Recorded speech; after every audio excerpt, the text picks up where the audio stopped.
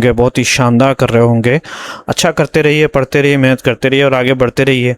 ठीक है दोस्तों, और चलिए इसको पढ़ते हैं। लैंडिंग का मतलब होता है देना। ये बहुत शानदार, यहाँ पे दो एडिटोरियल है दोस्तों। ये चूँकि पॉलिटिकल है और ये थोड़ा सा फिक्शन टाइप का है, और इसके अंदर जो वोकैब आए हैं बहुत शानदार आए हैं, तो मैं कोशिश करूँगा दोनों को पढ़ने के लिए। अब before going through this one, इसका जो असल है वो तो यहाँ नहीं पढ़ूंगा चूँकि उतना क्लियर नहीं है। मैं आपको ओरिजिनल न्यूज़पेपर की तरफ लेके जाऊँगा, लेकिन वहाँ पर जाने से पहले ये पीडीएफ है, आपको मिल जाएगा। इसको डाउनलोड आप कर सकते हैं पूरी तरीके से, अच्छी तरीके से। ये भी है, और इसके अंदर जो वोकैब आए हैं वो भी मैं जाऊंगा, समझाऊंगा आपको एक एक को। और इसी तरह के इडियम जो फ्रेजर वर्ब आए हैं इसके अंदर, वो सब के सब मैं आपको समझाऊंगा। ठीक है, मैं पढ़ूंगा सबको। इसी तरीके से दूसरा एडिटोरियल है जो मैं बताया, साउंड सेंस ऑफ साइलेंस। ये भी बहुत शानदार है ना। और बहुत हार्ड इंग्लिश इसके अंदर यूज़ किया गया है, तो मैं इसको भी पढ़ने की कोशिश करूंगा। और इसके वोकैब जो इसके अंदर इडियम्स है जो इम्पोर्टेंट है, वो सबसे इम्पोर्टेंट है, वो मैंने डाल दिया है यहाँ पे।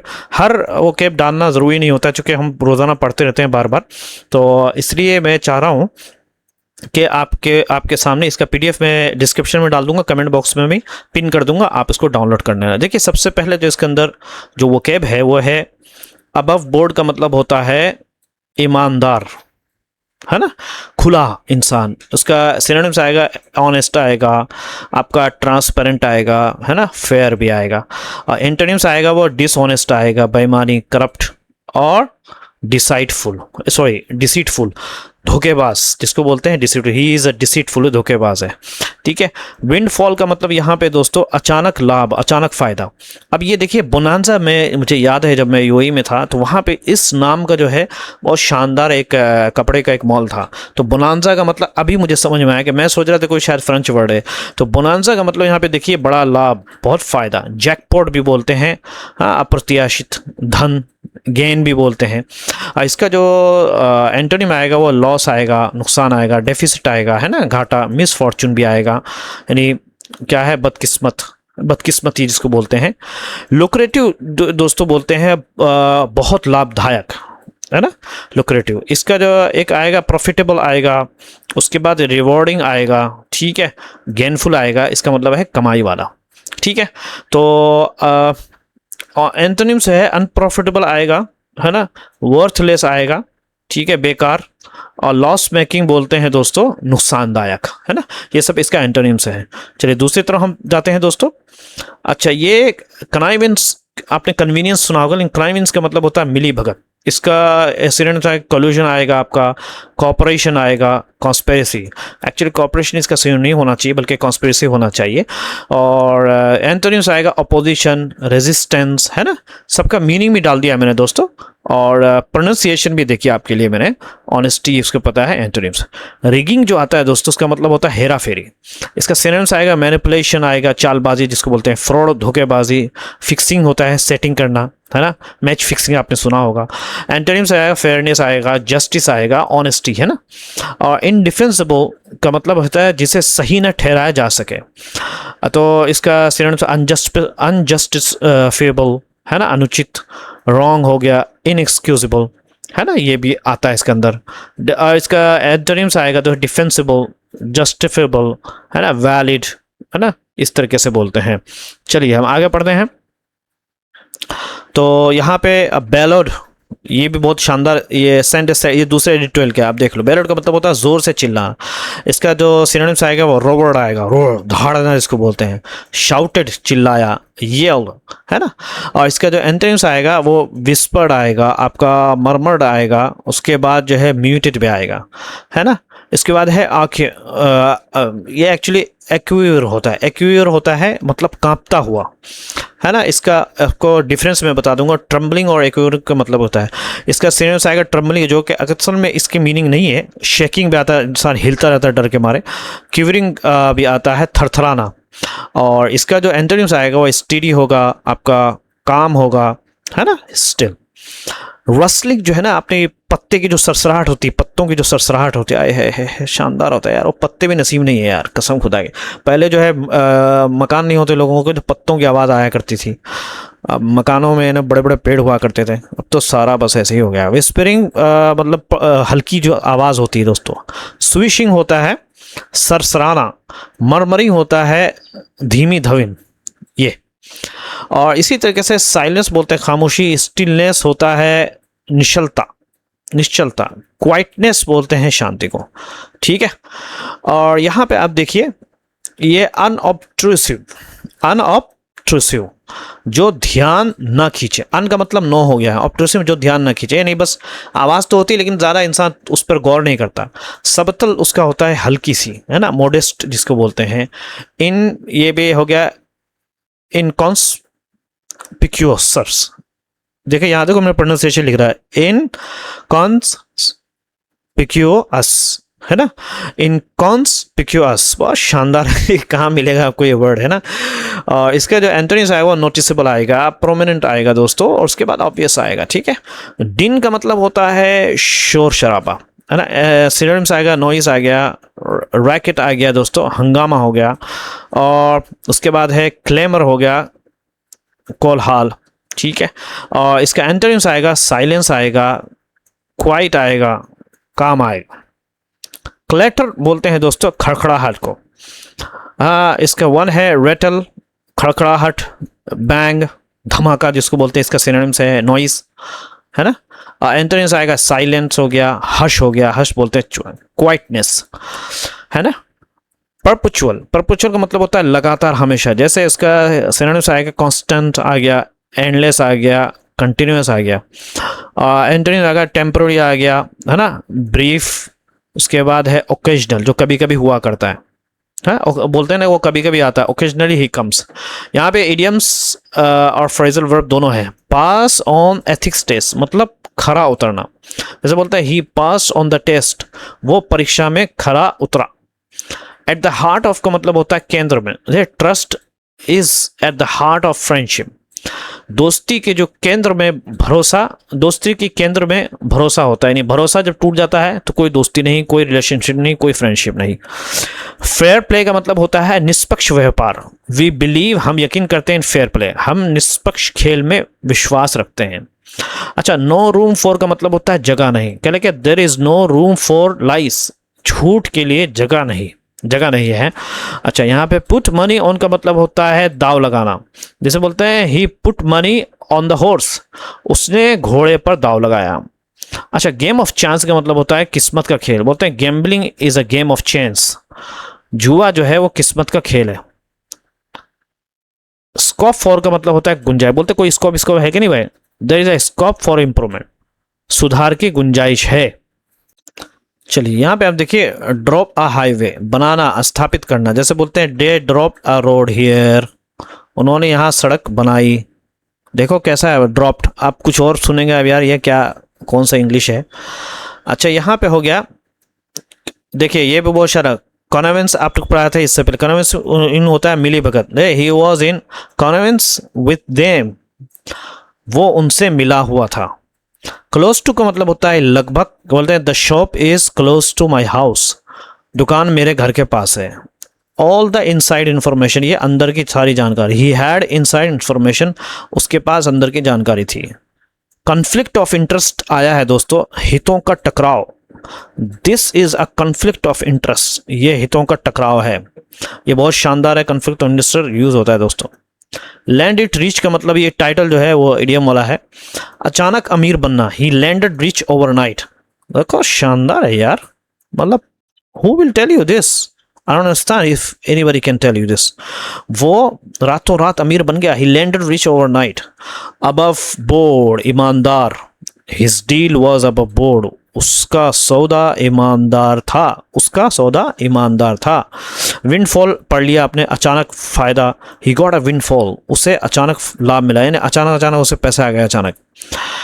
अच्छा, यहाँ पे होता है वेकअप टू मतलब समझना, people must wake up to reality, wake up to reality आपने अगर सुना होगा, ये बहुत ज़्यादा मीम में चला था, लोगों को हकीकत समझनी चाहिए। ब्रिंग इन का मतलब होता है लाना, दे ब्रोट इन न्यू रूल्स, उन्होंने नए नियम लाए। डक का मतलब होता है झुक जाओ, duck, the ball is coming, झुको, गेंद आ रही है। बीट द रिकॉर्ड, रिकॉर्ड तोड़ना, शी बीट द रिकॉर्ड, उन्होंने उसने रिकॉर्ड तोड़ दिया। नो मीन टास्क मतलब आसान काम नहीं है, कह रहे कि learning English is no mean task. वाह, यानी इंग्लिश अंग्रेजी सीखना आसान काम नहीं है भाई। स्पेयर अ थॉट फॉर, बारे में सोचो। Spare a thought for the poor, गरीबों के बारे में सोचो। बहुत शानदार है दोस्तों। यहाँ पे एक्वेयर का मतलब होता है थरथराता हुआ, बट थरथराता हुआ कैसा? नर्वसनेस में, एक्साइटमेंट है, खुशी में वो थरथरा, डर के मारे नहीं। हिज हैंड्स वर एक्वेयर, मतलब जैसे जब वो प्राइज लेने जा रहा था तो वो उसका हाथ थरथराता, उसके हाथ कांप रहे थे। Start a record for, record शुरू करो। They start a record for speed, उन्होंने गति का रिकॉर्ड शुरू किया। अच्छा, ये बहुत आपने सुना होगा दोस्तों, गिव अ डैम, परवाह करना। बोलते I don't give a dam, मुझे जर्रा बराबर भी परवाह नहीं। आपने ये बहुत सुना होगा अगर आप इंग्लिश बच्चों के साथ रहते हैं। जॉइन द डॉट्स बोलता है कड़ियाँ जोड़ना। बोलते हैं जब हमने कड़ियाँ जोड़ी तो मुझे पता चला कि वो पहले से ही हरामी था। Join the dots and understand, कड़ियाँ जोड़ो और समझो, है ना। सीटअप का मतलब होता है ध्यान देना। जैसे students set up and listen, है ना, छात्रों ने ध्यान से सुना। अच्छा, यहाँ पे एक दूसरा है शट अप। शट अप का मतलब होता है चुप हो जाना। बोलते हैं प्लीज शट अप, कृपया चुप हो जाओ। साउंड सेंस का मतलब होता है समझदारी की बात। That is the sound sense, है ना, दैट इज साउंड सेंस, ये समझदारी की बात है। That is sound sense, wow, ये एडजेक्टिव है साउंड, है ना यहाँ पे। टग ऑफ हिस्ट्री, इतिहास का आकर्षण। He felt the tug of history, उसने इतिहास का आकर्षित महसूस किया। साइलेंस विद इन, मन की शांति। जैसे prayer give silence with in, नमाज जो है मन की शांति देती है। वेकअप कॉल, चेतावनी वाली। This accident was a wake up call, ये दुर्घटना एक चेतावनी थी। ठीक है दोस्तों, और ये सबको आप याद कर लेना अच्छे से। ये तो हमने पढ़ लिया, बीट द रिकॉर्ड, रिकॉर्ड तोड़ना, no mean task, this is not, है ना। चलिए हम पढ़ते हैं ओरिजिनल न्यूज़पेपर की तरफ। Will go to the original newspaper and ये पीडीएफ आपको मिल जाएगा। ना है तो चैनल को जरूर सब्सक्राइब करिए। 2 एडिटोरियल हम पढ़ने की कोशिश करेंगे, ठीक है। थोड़ा सा जब वीडियो देखते हैं तो पूरा देखिए, ये नहीं कि आप देख रहे हैं तो शुरू कर दिया तो बस छोड़ दिया। एनीवे, तो उससे कुछ फ़ायदा नहीं होता, बस देखते ही रहोगे ज़िंदगी भर। लैंडिंग का मतलब होता है हासिल करना, पा लेना। इट रिच, रिच का मतलब होता है अमीरी। लेकिन जब इसको दोनों को मिला के बोलते हैं दोस्तों, ये एक इडियम टाइप का बन जाता है, इडियमेटिक एक्सप्रेशन है। यानी मतलब होता है अचानक बहुत पैसा कमा लेना, हासिल कर लेना, उसको मालदारी, यानी अचानक मालदारी को हासिल करना, अचानक पैसा कमा लेना, बड़ा आर्थिक फायदा हासिल करना जिसको बोलते हैं, या धनवान बन जाना। तो बहुत बड़ा लाभ प्राप्त करना, फायदा उठाना किसी का बहुत ज्यादा है। बी इट, चाहे वो, बी इट का मतलब यहाँ पे चाहे ट्रंप हो, इंडियन ब्यूरोक्रेट्स, इंडिया के अधिकारी हों, या भारतीय नौकरशाह जिसको अफसर्स बोलते हैं, या मंत्री हों, यूजिंग, इस्तेमाल करना, प्रिविलेज्ड, अपने निजी लाभ के लिए, फॉर प्राइवेट गेन, निजी हास, गेन का मतलब पता है, गेन लाभ के लिए, गुप्त और विशेष जानकारी, प्रिविलेज इन्फो, यानी चूंकि आप मंत्री हैं इसीलिए आपको जानकारी, इसी को बोलते हैं प्रिविलेज्ड। गुप्त और विशेष जानकारी को अपने निजी क्या है उसके लिए, लाभ के लिए, फायदे के लिए इस्तेमाल करना इज अनएथिकल, ये गलत है। अच्छा, ये पढ़ के आपको मालूम चलेगा दोस्तों कि ये जो बड़े बड़े मॉल कहीं पास हो जाते हैं, और आपने देखा होगा यहाँ मॉल बन रहा है, तो आपको पता चलेगा ये काम इसलिए किया जाता है ताकि जो आसपास की जो ज़मीनें हैं वही मॉल बनाने वाले की ज़मीन होती है, या फिर ये कि उसका कनेक्शन होता है उस ज़मीन की कीमत बढ़ाने के लिए। ये मैं पहली मरतबा सुन के जो है ना शौक हो गया। मैंने कहा अच्छा, और इसीलिए ये करते हैं, ये इस तरह रियल इस्टेट वाले खेलते हैं यहाँ पे। इवन यहाँ तक कि इवन इफ़ अगर वो लीगल हो, अगरचे वो लीगल हो, यानी सस्ती ज़मीन खरीदेंगे। अब लोग देखते हैं कि यार ये तो ज़मीन सस्ती है, आसपास तो कुछ है नहीं, है ना, कुछ मॉल भी नहीं है, बाजार भी नहीं, कुछ भी नहीं, तो वहाँ पे एक मॉल का वो भी डाल देते हैं। क्यों? ताकि वो जो ज़मीन जो है उसकी कीमत बढ़ जाए। लोग सोचें हाँ यार मॉल तो है, मार्केट तो है वहाँ पे, है ना, और थिएटर्स बना देंगे, और भी जो प्रेयर की जो जगह होती है वो बना देंगे, ताकि लोग अपना समझे, और ज़मीन की कीमत जैसे 2 लाख से बस सीधे 20 लाख हो जाती है। इवन मैं एक एग्जाम्पल दे रहा हूँ, बहुत शानदार है। प्रिविलेज इनपू, ट्रंप जो है, ट्रंप ने खरीदा शेयर्स, हिस्से ऑफ मेजर, बड़ी कंप्यूटर बनाने वाले में इन फरवरी में बहुत सारे, ट्रम्प ने क्या किया, अपने पैसों का भरपूर फायदा हुआ, जो कंप्यूटर बनाने वाली बड़ी कंपनियां, उसमें अपना शेयर खरीद लिया।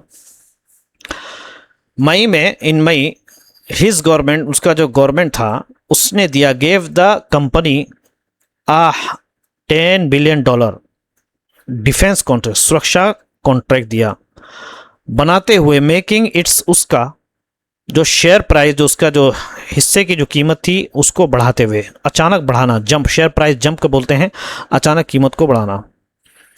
यानी आप सुनिए, फरवरी में ट्रम्प ने एक बड़ी कंप्यूटर बनाने वाली कंपनी का शेयर खरीदा, और मई में जो है उनकी सरकार ने उस कंपनी का $10 अरब का रक्षा डिफेंस ठेका दिया उनकी, हाँ, उस कंपनी को। शेयर चूंकि खरीद रखा है, खुद भी शेयर खरीदा और ठेका भी दे दिया। वाह वाह वाह वाह, समझे, जिससे उसके शेयर की कीमत तेजी से बढ़ गई। यानी बोलते हैं ना, जैसे गूगल है, गूगल ने हर चीज को कब्जे में कर लिया, अब खुद ही ऐड करता है, अपने ही प्रचार का अपने ही उसमें ऐड करता है। और यानी जिसको बोलते हैं कैपिटलिज्म वाली सोच के सारी चीज समेट लो, छोटी छोटी चीज भी छोटे लोगों को कमाने मत दो। तो कैपिटलिज्म एक तरह का बहुत बड़ा नुकसान है गरीबों के लिए स्पेशली। जो पैसा वाला होता है वो क्या करता है कि भाई पैसे वाले को पैसा देते हैं, लोग देखते हैं पैसा वाला तो बैंक से एक $50 बिलियन उठा लेंगे या बिलियंस ऑफ रुपीज़। एक मॉल बनाया, दूसरा मॉल, तीसरा मॉल, फिर वो देखता है कि बाहर में अच्छा छोटे छोटे लोग जो है, मान लें कि चड्डी बनियान बेच रहा है या कोई जो है छोटी कुल्फ़ी बेच रहा है, बोले अच्छा ये कुल्फ़ी बेच रहा है, इसको तो मैं अंदर करूँगा। या फिर ये कि वहाँ पे चूंकि देखता है वहाँ पे अच्छा लोगों को कुल्फ़ी की ज़रूरत है या आइसक्रीम की ज़रूरत है, तो वो अंदर एक आइसक्रीम, तो वो दुकान खोल लेगा अपने मॉल में। अब क्या हो गई, जो छोटा आदमी जो था इसकी तो मार्केट गई। तो इस तरीके से कैपिटलिज्म एक तरह का ये होता है, जो बड़े बड़े जो लोग होते हैं ये हर चीज़ को समेटने की कोशिश करते हैं। अभी आपने हाल फिलहाल में देखा होगा दोस्तों कि ये जो अपना कौन शाह था जिसको व्हाट्सएप का CEO बनाने की बात हो रही है, बन गया शायद, उसका जो एक ऐप था फ्री चार्ज, पता नहीं कौन सा, उसको खरीद लिया व्हाट्सएप ने। तो ये लोग देखते रहते हैं कि कौन ऐप बहुत आगे बढ़ रहा है, तो उसको खरीद करके अपने बस के आ जा, हमारे श्रेणी में आ जा, हमारे छत्र छाया में आ जा, I will not let you grow. इसी तरीके से टिकटॉक वाले जो है इतना आगे बढ़ने की कोशिश किया। टिकटॉक तो एक ज़माने में पूरा, अभी तो यहाँ बैन हो गया, बाहर में जो है ऐसा क्रेज़ है टिकटॉक का। तो अब देखे USA के लोग भी यूज़ कर रहे हैं। अब USA वालों ने देखा अच्छा ये कंपनी, चाइनीज़ कंपनी हमें कैसे टेक ओवर कर रही, तो टिकटॉक को बैन करने की बात की। यहाँ तक कि USA की कंपनी ने भी उसको खरीद लिया, उसका शेयर भी डाला, तब वो चल रही। तो ये बड़े बड़े लोग ऐसे ही करते हैं, यानी बड़ी जो मगरमच्छ होती है वो छोटी छोटी मछलियों को निगलती रहती है विद इन वीक, हफ्तों के दरमियान में। और अगर मान लें कि आपने कुछ नहीं बनाया, आपके पास ऐप नहीं, लेकिन आपके पास दिमाग बहुत ज़बरदस्त है, बहुत अच्छा आप कुछ आविष्कार किया है, आप कुछ, फ़ौरन आपको खरीद लेंगे, वो पैसे देंगे इतना, बोले पैसा देख के आदमी वैसे भी जो है वो हो जाता है, ज़बान बाहर निकल जाती है, बोले अच्छा इतने पैसे मिले, तो आपको खरीद लेंगे, फिर आपके दिमाग को इस्तेमाल करके अपनी कंट्री को आगे बढ़ाते हैं। ये बड़े लोगों की सोच है, ये तो आपको पहले से पता होगा। अच्छा, ट्रम्प की जो स्टेक है, इसीलिए सॉरी मैं आपको समझा रहा हूँ दोस्तों ज़िंदगी का फ़लसफ़ा, इसीलिए जो है बड़ी, जितनी भी बड़ी कंपनी लोग होती है वो जो आगे बढ़ पाती है ना, वो इसीलिए बढ़ पाती है क्योंकि उन्होंने स्मार्टेस्ट लोगों को हायर किया हुआ होता है। डम्ब लोगों को हायर करेंगे तो आपकी कंपनी हो, स्कूल हो, कुछ भी आप खोलेंगे तो वो डम्ब ही रहेगा, लेकिन आप स्मार्ट लोगों को हायर करेंगे तो वो आगे बढ़ाएंगे। आप उनके एक्सपीरियंस से, उनके उससे फ़ायदा उठा सकते हैं। कि ट्रम्प का जो स्टेक था, अब यहाँ पे जो है तो स्टेक का मतलब होता है हिस्सेदारी, यानी कुछ ही हफ्तों में ट्रम्प के निवेश का मूल्य 2 गुना से भी अधिक हो गया। स्टेक जो हेड रखता था मोर देन डबल्ड, 2 गुना से भी ज़्यादा इन वैल्यू, मूल में, यानी कीमत में, जो उसकी वैल्यू थी कंपनी की। वुड यू कंसीडर, क्या तुम समझोगे, यानी क्या आप उनके निवेश को पूरी तरह ईमानदार और साफ सुथरा मानेंगे? वुड यू क्या मानेंगे आप हिज इन्वेस्टमेंट, उनका जो निवेश था, अबव बोर्ड बोलते हैं दोस्तों साफ सुथरा, क्या मतलब है पूरी तरह ईमानदार और खुला, जिसको अबव बोर्ड, क्या आप उसको समझते हैं? तो जवाब है ऑफ कोर्स नहीं। वाइल, जबकि बोलते हैं ना लीगली सही है, वाइल जबकि इट माइट बी, ये हो सकता है कि बी डिफेंसिबल, कि वो अच्छा, ये सब जो ट्रम्प के बारे में आपने कल भी ट्रम्प के, शायद परसों ट्रम्प के खिलाफ इन्होंने एडिटर सामने लिख रखा। अब मैं आपको ये चीज़ बताता हूँ दोस्तों, इतने भी लोग एडिटर में एडिटोरियल लिखते हैं ना, स्पेशली जो कोई बड़ा सुपर पावर है, तो वहाँ पे एक आदमी होता है जो जिसका काम ये होता है पूरी दुनिया में न्यूज़पेपर में उसके बारे में जो छप रहा है वो पढ़ के सुनाता है उसको, खुद नहीं पढ़ता है वो लोग कि सर आपके बारे में ये छपा, तो ये बराबर से देखता रहता है अच्छा हमारे बारे में ऐसा लिखा है। तो ये जो है ना काफ़ी इसकी वजह से जो है जो दो कंट्री में रिलेशनशिप होती है वो ख़राब होता है। और इसी वजह से जो है ना ट्रम्प ने जो है मतलब ये है कि वो इंडिया के उस कभी इसको नुकसान, आपको पता है अभी कुछ दिनों पहले जो है सेलर को मार दिया वहाँ पे, तो इससे जो है मैं समझता हूँ, अब बाकी ये लोग तो बड़े लोग they know better than me, but इस तरीके से होता है डिफेंसिबल लीगली।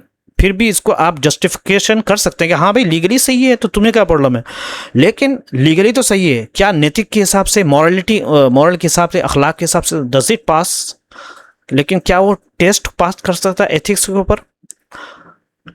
यानी पास ऑन एथिक्स का मतलब होता है नैतिक परीक्षा में सफल होना, यानी क्या मतलब है कि कानून के आधार पर तो सही ठहरा जा सकता है, सही ठहरा जा सकने वाला, ठीक है, लेकिन नैतिक परीक्षण में जो है फेल हो जाता है।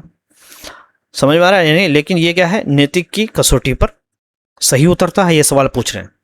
कह रहे कि दैट इज, ये ऑल्सो द क्वेश्चन, ये भी एक क्वेश्चन है, सवाल है, at the heart of the Ujjain controversy. Ujjain का जो कंट्रोवर्सी है, जो विवाद हुआ, उसके अंदर ये छुपा हुआ, उस विवाद के बीच में ही, एट द हार्ट ऑफ बोलते हैं, ये विवाद में ये चीज़ छुपी हुई है, ठीक है ना। एट द हार्ट मतलब होता है किसी मामले के बिल्कुल केंद्र में होना।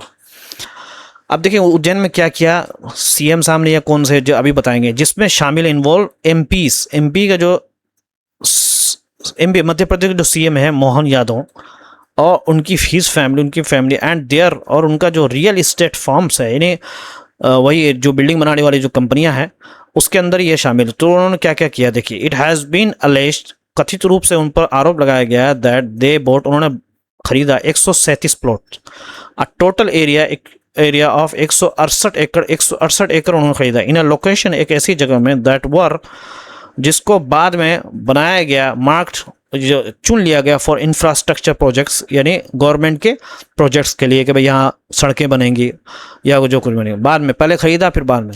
कहने के ये वही खेल किया गया। दिस चेंज, ये जो बदलाव था ऑफ लैंड, ज़मीन के इस्तेमाल का, लैंड यूज़ का, रेज्ड, जिसने बढ़ा दिया प्रॉपर्टी की कीमत को, वैल्यू शार्पली, अचानक से, क्योंकि लोगों को पता अच्छा यहाँ ये बनने वाला है, यहाँ हाईवे बनने वाला है, अरे चलो ये करो वो करो। इनवाइट माने जो बड़े बड़े होटल से होते हैं या स्कूल से होते हैं, कंपनी होती है, वो लोग इस तरह की ज़मीनों को ढूंढते रहते हैं कि भाई हाईवे के बाजू में कोई ज़मीन हो, जो पार्किंग का मसला होता है। इन वाट माइट, जिसको आप कह सकते हैं, वाट माइट बी कॉल्ड, जिसको आप कह सकते हैं अ विंडफॉल, अचानक फ़ायदा, फॉर द न्यू ओनर, नए मालिकों के लिए। कह रहे कि ये लीगल है, लीगल तो है, परहैप्स कानूनी हिसाब से सही, हाँ बिल्कुल बात तो है, सही तो है, बट लेकिन क्या एथिकली सही है, अखलाकियात के साथ सही है, नैतिक में सही बैठ रहा है। बी इट बिजनेस, चाहे वो एक बिजनेस हो या पॉलिटिक्स हो या राजनीति हो या खेल का मैदान, द रूल्स जो of fair play have no room for inside trading, क्योंकि जो नियम्स है फॉर फेयर प्ले, यहाँ पे फेयर प्ले का मतलब आपको पता होना चाहिए। फेयर प्ले मतलब होता है कि आप ईमानदारी से कोई काम करते हो, उसको बोलते हैं फेयर प्ले, यानी निष्पक्ष और ईमानदार व्यवहार के, चाहे व्यापार हो, राजनीति हो या खेल। निष्पक्ष खेल के नियमों में इनसाइड ट्रेडिंग के लिए कोई जगह नहीं है ना। फेयर प्ले, अगर फेयर प्ले की बात करें, उसके जो नियम होगा उसमें हैव नो रूम, कोई जगह नहीं, नो रूम का मतलब कोई जगह नहीं है, for inside trading, insider trading, अंदर की जो ट्रेडिंग होती है, यानी अंदर ही अंदर जो आपस में जो है क्या बोलते हैं, ये तेरे हाथ वो मेरे हाथ, इनसाइडर ट्रेडिंग की कोई जगह नहीं होती। और इसमें नाजायज इस्तेमाल करते हैं, एक्सप्लॉइटिंग प्रिविलेज्ड, विशेष गुप्त जानकारी को फॉर गेन, एक लाभ के लिए, अंदर की क्या जानकारी होती है उसके लिए इस्तेमाल करना गलत है। इनसाइडर ट्रेडिंग मतलब गुप्त जानकारी के आधार पर लाभ कमाने के लिए खरीद बिक्री, उसको बोलते हैं ट्रेडिंग, खरीद बिक्री, इनसाइडर गुप्त जानकारी के हिसाब से। यानी आप ये कह रहे हैं कि चाहे व्यापार हो, राजनीति हो या खेल, निष्पक्ष खेल में नियमों में क्या है, इनसाइडर ट्रेडिंग के लिए कोई जगह नहीं है, यानी लाभ कमाने के लिए गुप्त जानकारी का इस्तेमाल करना, इसको बोलते हैं फेयर प्ले का मतलब आपको बता दिया मैंने। जैसे उदाहरण के लिए आप समझिए, मैं अभी ट्रांसलेट करता हूँ लेकिन आप मीनिंग समझ लीजिए इसका। उदाहरण के लिए आप समझिए कि घोड़े का जो दौड़ होता है उसमें यदि लोगों का पसंदीदा घोड़ा लंगड़ा हो और उसका मालिक तथा प्रशिक्षक यानी जो उसका ट्रेनर है अपना पैसा दूसरे सबसे अच्छे घोड़े पर लगा दे तो क्या वो फिर किस्मत का खेल रह जाता है? बिल्कुल नहीं। क्राउड फेवर्ड का मतलब होता है लोगों के पसंद। अब मैं इंफॉर्मेशन ट्रांसलेट करता हूँ आपके लिए। इन हॉर्स के दौड़ में फॉर एग्जाम्पल उदाहरण के लिए, इफ द क्राउड, अगर भीड़ का जो है यानी जो भीड़ उसका फेवरेट घोड़ा अगर इज लेम, लंगड़ा है, एंड इट्स, उसका जो ऑनर है घोड़े का मालिक, एंड ट्रेनर, और जो ट्रेनर है, पुट देयर, उसने अगर अपने पैसा लगा दे मनी ऑन द सेकंड, दूसरा सबसे बेस्ट घोड़े पर, कह रहे कि is it a game of chance, क्या ये एक चांस का गेम रहेगा? गेम ऑफ चांस का मतलब क्या किस्मत का खेल रहेगा? क्या ये किस्मत का खेल बाकी रह जाता है? एनीमोर का मतलब क्या ये अब किस्मत का खेल बाकी रह जाता है? जवाब है नहीं। किस्मत का खेल कहाँ से हो गया? अगर लेम के ऊपर लोग डरे हुए होते हैं, कोई बोलता है कि नहीं ये भले ही लेम है लेकिन बहुत तेज दौड़ता है, कुछ लोगों को ये चिंता होती है तो कितना ही तेज है तो लेम सवरा, तो अब जो है उसका ऑनर ने कहा कि अब मैं लेम पे लगाऊंगा नहीं, जब भाड़ में जाए, अब तो मैं लगाऊंगा सबसे अच्छे घोड़े पर। तो अब यहाँ पे गेम ऑफ चांस होता नहीं, अब सबको पता है कि सबसे अच्छे घोड़े पर लगाया तो जीतेगा ही जीतेगा। तो इस तरीके से यहाँ पे लेम को तुलना की गई है वो लेम ज़मीन से, कि ज़मीन में कुछ नहीं था लेकिन उसमें वहाँ मॉल बना करके या कुछ वैसा बना करके या वो पास करवा के, क्या बोलते हैं उसको, करवा करके, तो उसको जो है गेम ऑफ चांस अब नहीं रह गया, बल्कि वो बढ़ जाएगी उसकी कीमत, और बढ़नी ही है 100%। It is bound to increase. अगर बाउंड आपने पढ़ा होगा, मेरे A12 में मैंने पढ़ा था दोस्तों, कह रहे हैं कि व्हेन इट कम्स, जब बात आती है लैंड क्या है, ज़मीन की, फॉर अर्बनाइजेशन यानी शहरीकरण के लिए, द स्कोप, जो गुंजाइश होती है, फॉर प्राइस, कीमत के लिए, रिगिंग इज इमेंस। अच्छा, प्राइस रिगिंग का मतलब यहाँ पे क्या हो गया? प्राइस रिगिंग मतलब होता है कीमतों में हेर फेर जो होता है, यानी जब शहरीकरण के लिए ज़मीन की बात आती है तो कीमतों में हेर फेर की संभावना बहुत अधिक होती है, क्योंकि ज़मीन की कीमत केवल उसकी अपनी विशेषताओं पर निर्भर नहीं करती बल्कि आसपास की चीज़ों पर भी निर्भर करती है। प्राइस रिगिंग यानी प्राइस में रिगिंग बोलते हैं हेर फेर में, इज इमेन सिमोस बहुत ज़्यादा हो जाती है, बिकॉज क्योंकि प्राइस की जो ज़मीन की जो कीमत, इस सेल्डम बोलते हैं कभी कभार, a function of the lands on attributes, वो कभी ऐसा होता है कि ज़मीन की अपनी विशेषताओं की वजह से वो चलता रहता है, या ज़मीन की कुछ खास विशेषता होती है, या ज़मीन में ये है वो है वटेवर, ग्रीनरी है ये है वटेवर। लेकिन अक्सर बेशतर ऐसा नहीं होता। अक्सर बेशतर जो ज़मीनें होती हैं वो आसपास की जगहों की वजह से बिकती है, समझे नहीं? तो ये कहना चाह रहे हैं, यानी दोबारा सुनिए कि जब शहरीकरण के लिए ज़मीन की बात आती है तो कीमतों में हेरे फेरे तो संभावना के बहुत अधिक होती है, क्योंकि ज़मीन की कीमत केवल उसकी अपनी विशेषताओं पर निर्भर नहीं करती, बल्कि चूंकि शहरीकरण हो रहा है, वहाँ पे शहर बस रहा है, आसपास हॉस्पिटल खोलेंगे, होटल खुलेगा, एंटरटेनमेंट की चीज़ें खुलेंगी और क्या क्या चीज़ खुलेगा, तो उसकी वजह से वो ज़मीन का वैल्यू बढ़ जाता है। तो ये मंत्री अकॉर्डिंग टू हिम कि इन्होंने भी ऐसा ही किया, ऐसा करते हैं। इट वेरीज, लेकिन ये अलग अलग हो सकता है। सेल्डम का मतलब होता है बहुत कम, यहाँ पे सेल्डम का मतलब बहुत कम, कह रहे कि ये इस बात के अनुसार बदलती है कि आप हाईवे, बिजनेस पार्क या क्या है विश्वविद्यालय कहाँ बनाते हैं।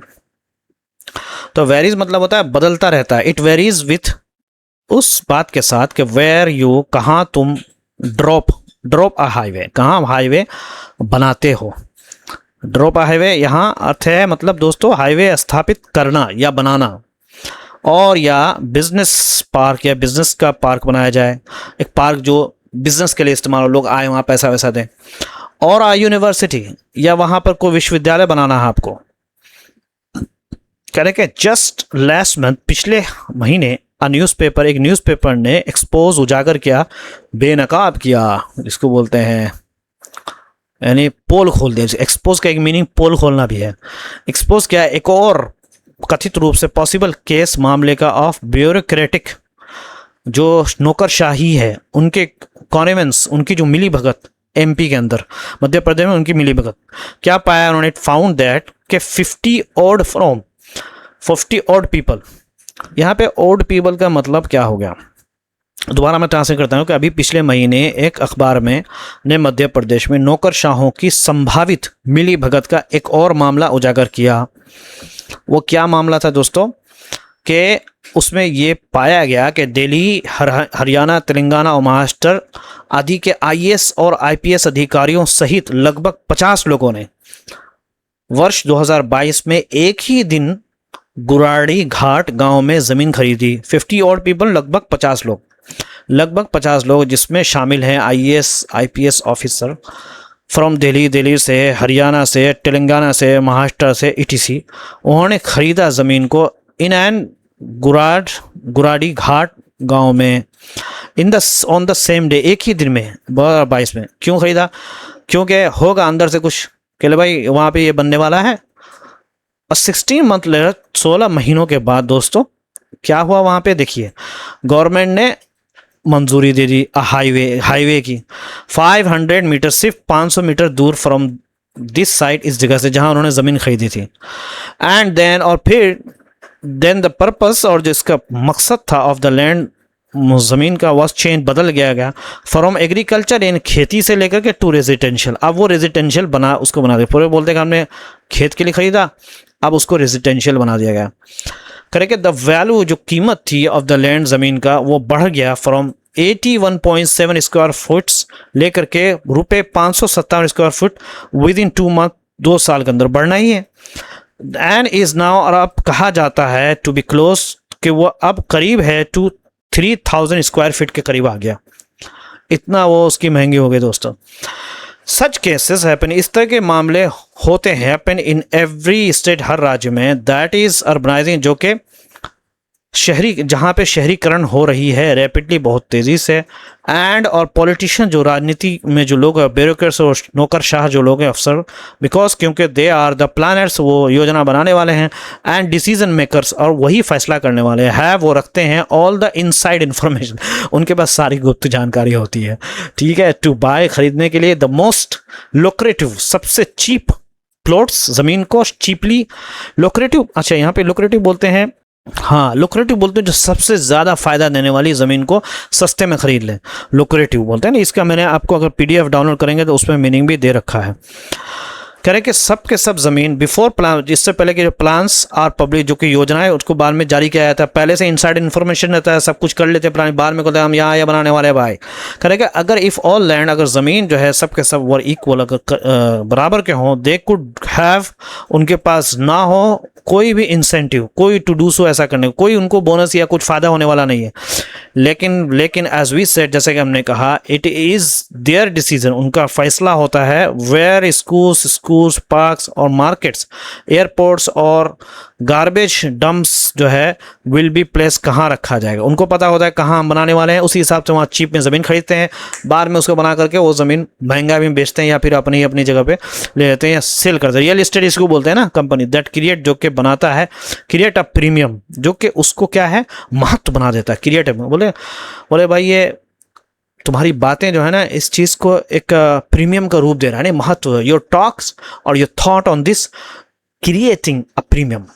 कॉन्फ्लिक्ट ऑन इंटरेस्ट, यानी हितों की जो झगड़े हैं, इज ऑब्वियस, यहाँ पे दिख रहा है साफ साफ। सच एक्शन, इस तरह के जो काम है, आर इंडिफेंसिबल, इसको आप जस्टिफाई नहीं कर सकते हैं एथिकली, अगर एथिकली सही नहीं है कि आप अपने फ़ायदे के लिए जहाँ चाहते हो वहाँ पे बना रहे हो। लीगली सही है, ठीक है, लीगली सही है, लेकिन ये है कि अपने फ़ायदे के लिए इंसान जो है किधर भी स्कूल खोल रहा है, किधर कुछ करे, तो ये सारी चीज़ें हैं। ये तो बहुत बड़ी बात असम निकल के आई है, हमें पता उतनी नहीं थी। हम सोचेगा रैंडम कहीं पे भी स्कूल खुल जाता है रैंडम, लेकिन अब ये पता चल रहा है कि नहीं, इनसाइडर सब कुछ होता है, प्लान और इन्फॉर्मेशन होती है, उसके बाद सारा काम होता है। चलिए दूसरा वाला पढ़ते हैं, साउंड। अच्छी, साउंड का मतलब एक आवाज़ भी होती है, सेंस, समझ ऑफ साइलेंस, खामोशी की अच्छी समझ, ये मतलब है खामोशी की अच्छी समझ। यानी यहाँ पे साउंड का मतलब सॉलिड होता है, सेंसिबल, रिलायबल, सिर्फ आवाज़ का मतलब नहीं होता। सेंस का मतलब अंडरस्टैंडिंग, समझ, फीलिंग। साइलेंस का मतलब खामोशी, यानी एक जो है खामोशी की अच्छाई, समझ या ये समझना कि कब चुप रहना ज़रूरी है, इसका एग्जाम्पल भी होता है। एग्जाम्पल ये उदाहरण, जैसे a good teacher has sound sense of silence, एक दो अच्छा टीचर को पता होता है कि कब बोलना है और कब चुप रहना। साउंड यानी अच्छी समझ होना चाहिए खामोशी की, ये मतलब है यहाँ। लेकिन साउंड का मतलब अच्छा होना, समझदार यहाँ पे। ठीक है, अगर आप पूरे सेंटेंस भेज यहाँ पे हो गया, ठीक है ना। ओके, चलिए आगे पढ़ते हैं। हाउ मच, कितना ज्यादा, क्या है, हटाना है या दूर करना, ऑफ हेयरिंग, इन सुनने की ताकत को कितना ज्यादा खोना है। विल इट टेक, क्या वो लेगा, फॉर इंडिया, क्या वो लेगा इंडिया के लिए, टू वेकअप, क्या वो रहेगा, क्या वो बनेगा इंडिया के लिए, अ वेकअप कॉल, एक चेतावनी वाला कॉल, टू इट्स नॉइस, उसके क्या बोलते हैं, उसके शोर शराबे की तरफ। ब्रिंग इन, लेकर के आओ, द टाउन क्रायर, टाउन क्रायर उसको बोलते हैं। आपने पहले ज़माने में इतिहास में देखा होगा कि पहले तो, अभी तो माइक वाइक है, न्यूज़ है, पहले लोग, एक आदमी होता था वो बाहर निकलता था और जो है सबको बताता था, सुनो सुनो सुनो, आज बादशाह का यह फरमान है कि आज ये है वो होगा, उसको टाउन क्रायर, उसकी आवाज़ बड़ी तेज़ हुआ करती थी। दोबारा मैं ट्रांसलेट कर देता हूँ कि भारत को अपने शोर शराबे की समस्या को समझने के लिए और कितने सुनने की शक्ति को खोना पड़ेगा, ना कितनी, how much loss of hearing, यानी सुनने की जो शक्ति होती है कितना ज़्यादा खोना पड़ेगा, क्या, हाँ कितना ज़्यादा, how much loss of hearing will it take, यानी कितना ज़्यादा लॉस ऑफ हेयरिंग लेगा इंडिया को, भारत को समझने के लिए कि टू वेकअप, कि वो वेकअप यहाँ पे हो गया, किसी समस्या को समझ के वो समझें, समस्या को समझें और उस पर ध्यान दे, किस चीज़ पर, टू इट्स नॉइज, कि वो अपने शोर शराबे पर ध्यान दे। पूरे का मतलब यह है कि भारत को अपने शोर शराबों की समस्या समझने के लिए और कितनी सुनने की शक्ति खोनी पड़ेगी, किसी नगर उदेशक यानी टाउन क्रायर को बुलाओ, वो बताएगा आपको। अच्छा, छोटा सा है, ज़्यादा बड़ा नहीं है, लेकिन है तो अच्छा खासा बड़ा। चलो मैं पढ़ देता हूँ, चूँकि आप बहुत अच्छे हो, इसमें पढ़ देता हूँ। अ टाउन क्रायर, एक टाउन क्रायर करेगा, क्या एक टाउन क्रायर की बात करिए 2026 में, कह रहे कि 2026 में टाउन क्रायर की बात हो रही है, ये तो पहले हुआ करता था। कह रहे कि दैट वाज द, वो था द फर्स्ट क्वेश्चन, सबसे पहला सवाल, व्हेन कैनबेरा, है नहीं, ये पहला सवाल था जब कैनबरा के आधिकारिक टाउन क्रायर ने दुनिया की सबसे ऊंची आवाज का गिनीज रिकॉर्ड जीता। तो आधिकारिक, कैनबेरा का आधिकारिक टाउन जो क्रायर था, यानी वो अभी भी पहले के ज़माने में जिस तरह हुआ करता था दोस्तों, चिल्लाते थे ना, तो वहाँ से भी लोग, अब जैसे बहुत सारे लोग होते हैं ना जो पुरानी चीज़ों में जाना चाहते हैं, पुरानी चीज़ों को देखना चाहते हैं, तो वो वहाँ पे बात एक जगह थी जो पुरानी चीज़ों को इंसान को लेके आती थी, और वहाँ का वो टाउन क्रायर था जिसने जीता, वन द, क्या है, गिनीज रिकॉर्ड दिया। आपको पता है गिनीज वर्ल्ड रिकॉर्ड का जीता, फॉर द वर्ल्ड्स, दुनिया का सबसे तेज़ आवाज़ के लिए। Joseph MC Grail baton of बेलोड, बेलोड को बोलते हैं, बहुत तेज़ी से चिल्लाया। क्या है बेलोड का मतलब, क्या हो गया, बहुत जोर से गरज कर या चिल्ला कर बोला। वो क्या बोला, नाउ 122 dB डिसिमल पर, ये तो एक मेजरमेंट है दोस्तों साउंड का। डक, क्या मतलब है इसका, झुक जाओ, चिल्ला, नाउ डक, दैट कैन, जो के कारण बन सकता है दोस्तों, अब परमानेंट, हमेशा के लिए सुनने की ताकत को खोने का कारण बन सकता है। 122 dB, my God, is too much. लेकिन उसकी आवाज़ ही इतनी थी, लाउडर देन, जिसकी आवाज़ जितनी थी इंडिया के ट्रैफिक से भी ज़्यादा, जो कि इंडिया का ट्रैफिक कांस्टेंट 100 dB का रहता है। लेकिन फर्स्ट, सबसे पहला सवाल है कि what does a town crier even do, town crier, यहाँ तक के सबसे पहला सवाल है कि टाउन क्रायर करता क्या है, मैंने आपको पहले बता दिया। MC grail bitten up is a professional, आधिकारिक AC साफ करने वाला है।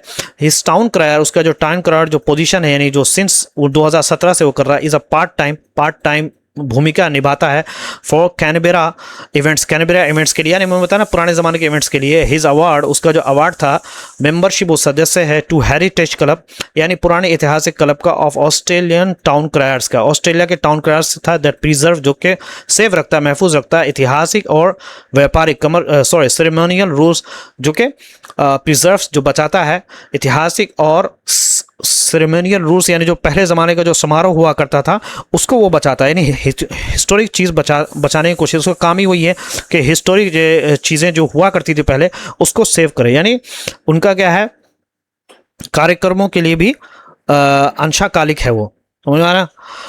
यानी उसका जो पुरस्कार है, ऑस्ट्रेलिया टाउन क्रायर्स के एक विरासत क्लब की सदस्यता है, उसका जो पुरस्कार है, उनका पुरस्कार जो ऐतिहासिक और औपचारिक भूमिकाओं की को सुरक्षित रखता है। कमर्शियल सेरेमनी रोल को बोलते हैं औपचारिक क्या है, परंपरागत भूमिकाएं, समझ इसको बोलते हैं।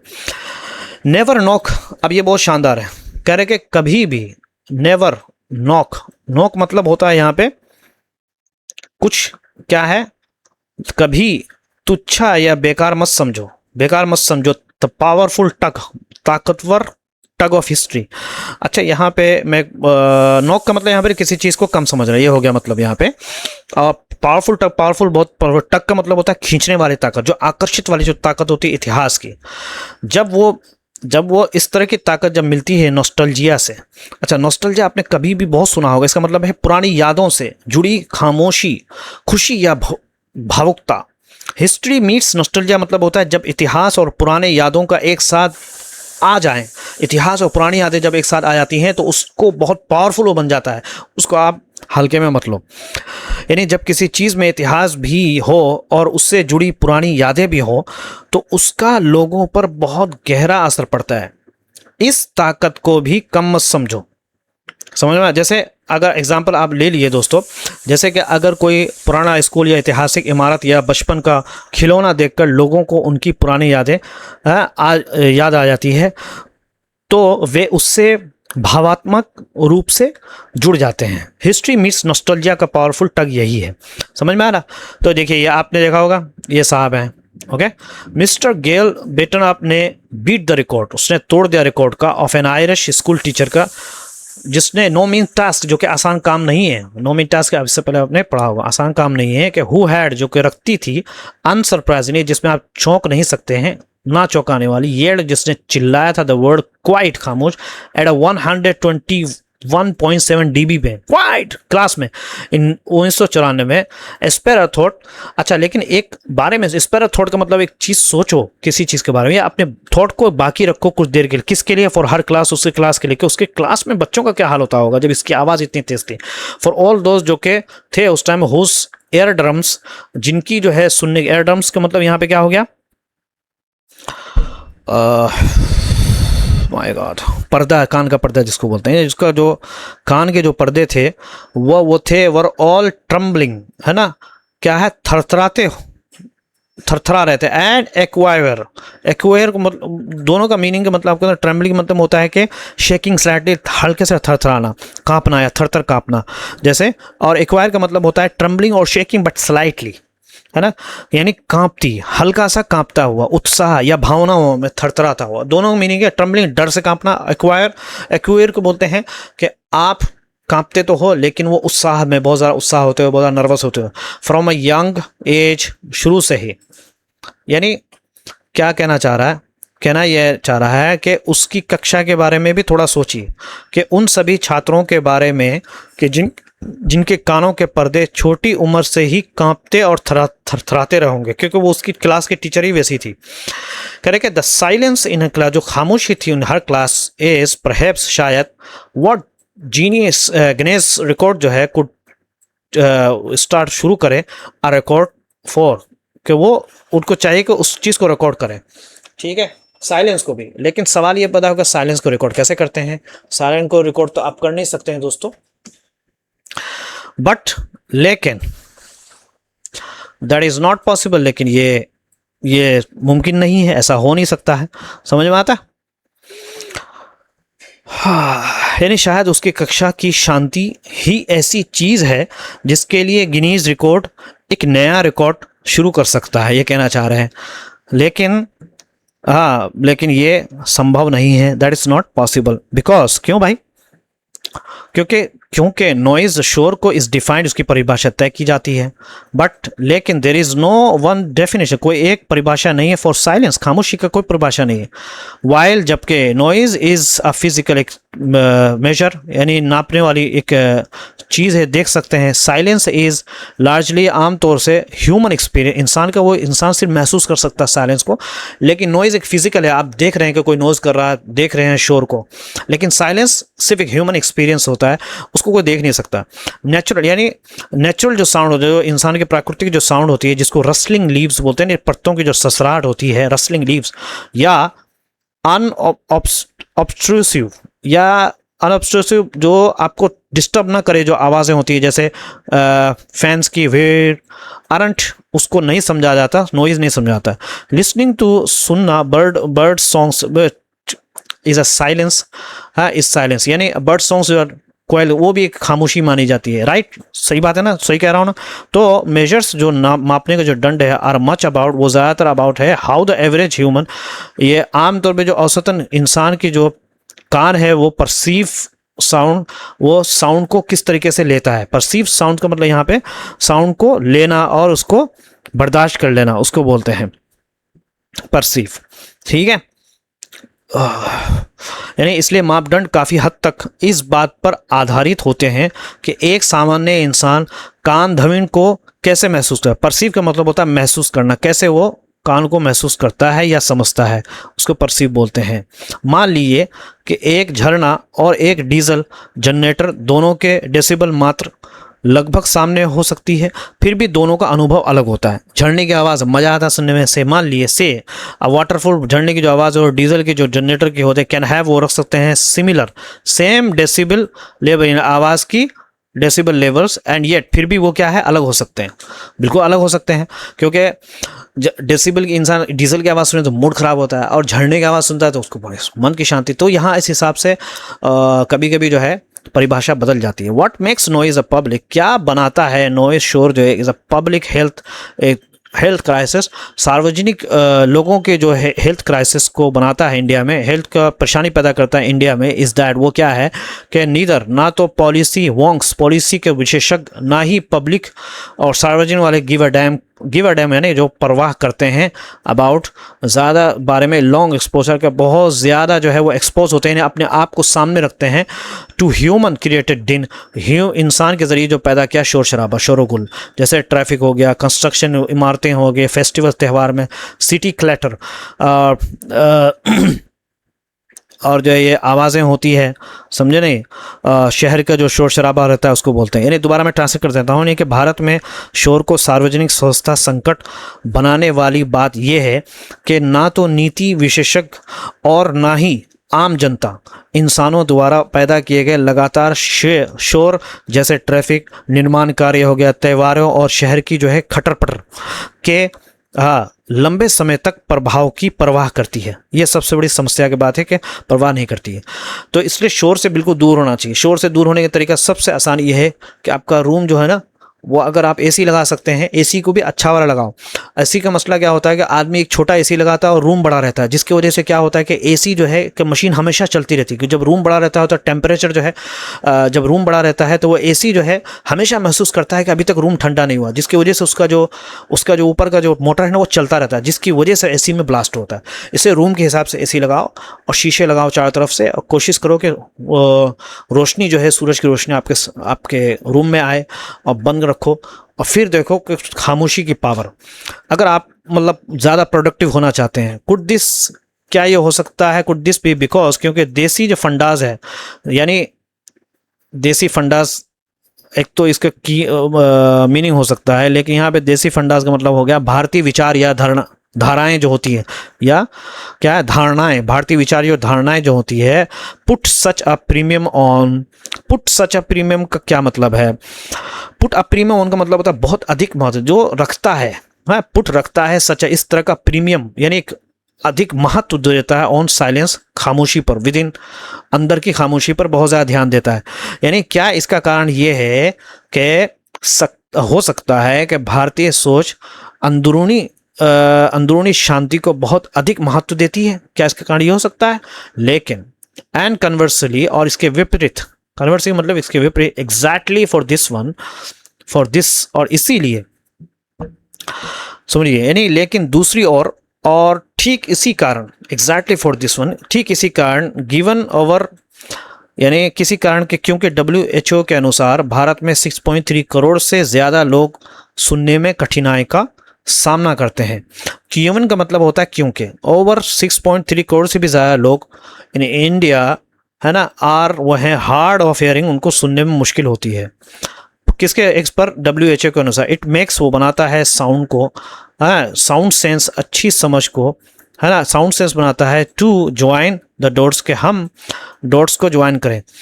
यानी ज्वाइन द डॉट्स मतलब होता है अलग अलग तथ्यों को जोड़कर समझें, यानी कहाँ से शोर आ रहा है, ट्रैफिक से आता है, घर में आता है, बाहर आता है, खटर पटर आता है, तो इसके लिए गवर्नमेंट को कोशिश करना चाहिए और बहुत ज़्यादा इससे नुकसान हो रहा है। लेकिन दूसरी और ठीक इसी कारण जो है, क्योंकि WHO के अनुसार भारत में 6.3 करोड़ से ज़्यादा लोग जो है ना सुनने में कठिनाई का सामना कर रहे हैं। इसीलिए इन तथ्यों को आपस में जोड़कर समझना पूरी तरीके से क्या है, तर्क संगत है, यानी जिसका आप तर्क संगत मतलब होता है कि जिसको आप एज अ प्रूफ यूज़ कर सकते हैं, समझ रहे। आउटसाइड नॉइज, बाहरी जो शोर होता है, इतना नुकसानदायक है कि मन की शांति लगातार पीछे हटती जा रही है। जो बाहर के जो शोर है दोस्तों, इज सो डैमेजिंग, बहुत ज़्यादा नुकसानदेह है, दैट साइलेंस, जो मन की शांति है, with in is in perpetual retreat. Perpetual retreat का मतलब होता है लगातार पीछे हटना या कम हो जाना, लगातार रिट्रेट पीछे हटता जा रहा है। मन की शांति, और बाहर का क्या, अंदर खुद इतने लोग मोबाइल चलाते रहते हैं, धड़ धड़ धड़ बजाते रहते हैं, रील देखते रहते हैं, हंसते रहते हैं, जिससे उनका दिल जो है और मुर्दा हो जाता है। जो इंसान रील देखने वाला होता है दोस्तों, वो इंसान आप समझिए कि वो स्टेट ऑफ माइंड जो होना चाहिए, जो संतुलित, जो एक हेल्थी इंसान का माइंड होता है, उसका माइंड होता ही नहीं है, उसका माइंड जगह पे रहता ही नहीं है। रील देखता है आदमी, 10 मिनट 5 मिनट देखे, उसके बाद छुट्टी, उसके बाद put the mobile device aside and do the work. मे भी हो सकता है वी विल सिट अप, हम एक जगह से ऊपर बैठ जाएं या ध्यान दें। सिटअप का मतलब यहाँ पे ध्यान देना होगा, सिटअप का मतलब यहाँ पे क्या होता है, अचानक ध्यान देना होना है, या ये मुहावरतें इसको बोलते हैं शट अप, और क्या है, और चुप भी हो जाएं। इवन इफ एन आयरिश, अगर आयरिश टीचर जो है ना चिल्लाए quiet and a town crier bellows now, और टाउन जो कैरियर है वो क्या करे, यानी वो चिल्लाए ना हो, ठीक है, और शांत रहे, और चिल्लाए, और कोई टाउन कैरियर आए और चिल्लाए ना हो सकता है तभी हम लोग शांत हैं, गरज कर बोलना करेंगे। नया तो चैनल को ज़रूर सब्सक्राइब करिए। Thank you so much, have a good day and see you tomorrow.